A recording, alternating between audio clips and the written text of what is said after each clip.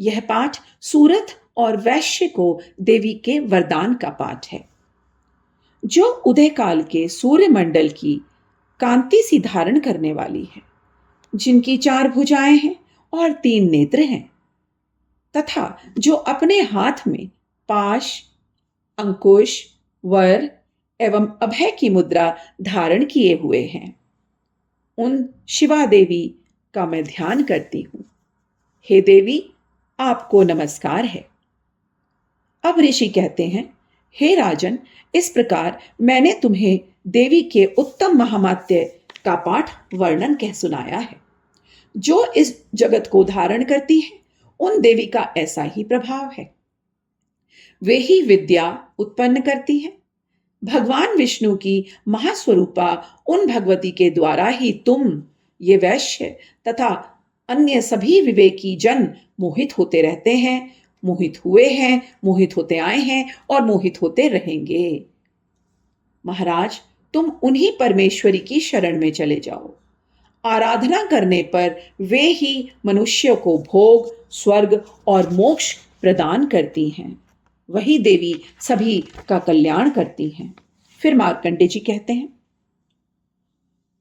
क्रोष्टुखिजी, मेधा मुनि के ये वचन सुनकर राजा सूरत ने उत्तम व्रत का पालन कराने वाले महाभोग महर्षि को प्रणाम किया।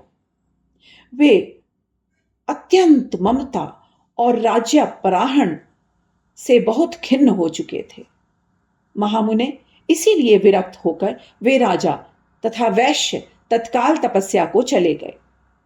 वे जगदम्बा के दर्शन के लिए नदी के तट पर रह करके तपस्या करने लगे। वे वैश्य उत्तम देवी सूक्त का जप करते हुए तपस्या में प्रवृत्त हो गए, लीन हो गए। वे दोनों नदी के तट पर देवी की मिट्टी की मूर्ति बनाकर पुष्प, धूप और हवन आदि के द्वारा उनकी आराधना करने लगे। उन्होंने पहले तो आहार को धीरे धीरे कम किया, फिर बिल्कुल निराहार रहकर देवी के में मन लगाया और एकाग्रचित होकर के उनका चिंतन आरंभ कर दिया।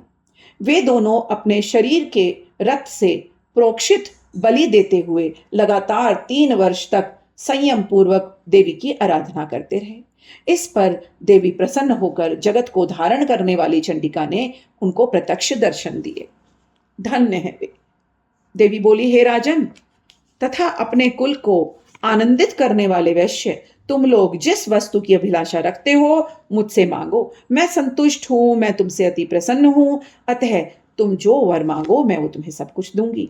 मार्कंडी जी कहते हैं, तब राजा ने दूसरे जन्म में नष्ट न होने वाला राज्य मांगा तथा इस जन्म में भी शत्रुओं की सेना को बलपूर्वक नष्ट करके पुनः अपना राज्य प्राप्त कर लेने का वरदान मांगा।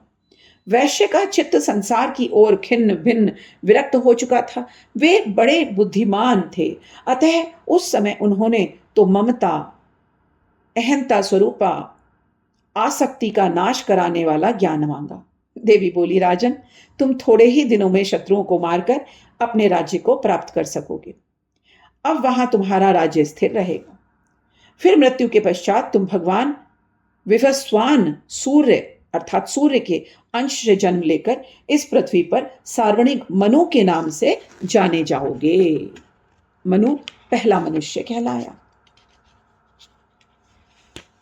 वैश्यवर्य, तुमने भी जिस प्रकार मुझसे जो वर मांगा है और जो भी इच्छा रखते हो, मैं उसे अवश्य दूंगी।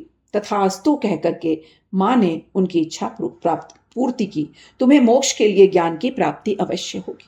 मार्कंडेय जी कहते हैं, इस प्रकार उन दोनों को मनोवांछित वरदान दे करके उनके द्वारा भक्ति पूर्वक अपनी स्तुति सुनकर देवी अंबिका तत्काल अंतर्ध्यान हो गई। इस तरह देवी से वरदान पाकर क्षत्रियों में श्रेष्ठ सूर्य से जन्मे सार्वणिक नामक मनु की उत्पत्ति हुई। ऐसा ही आगे चल के मनु के नाम से विख्यात हुए। इस प्रकार श्री मार्कंडेय पुराण में सार्वणिक मनवंतर की कथा के अंतर्गत देवी महामात्य में सूरत और वैश्य को वरदान नामक 13वें अध्याय का पाठ पूरा हुआ। ओम श्री दुर्गाय नमः।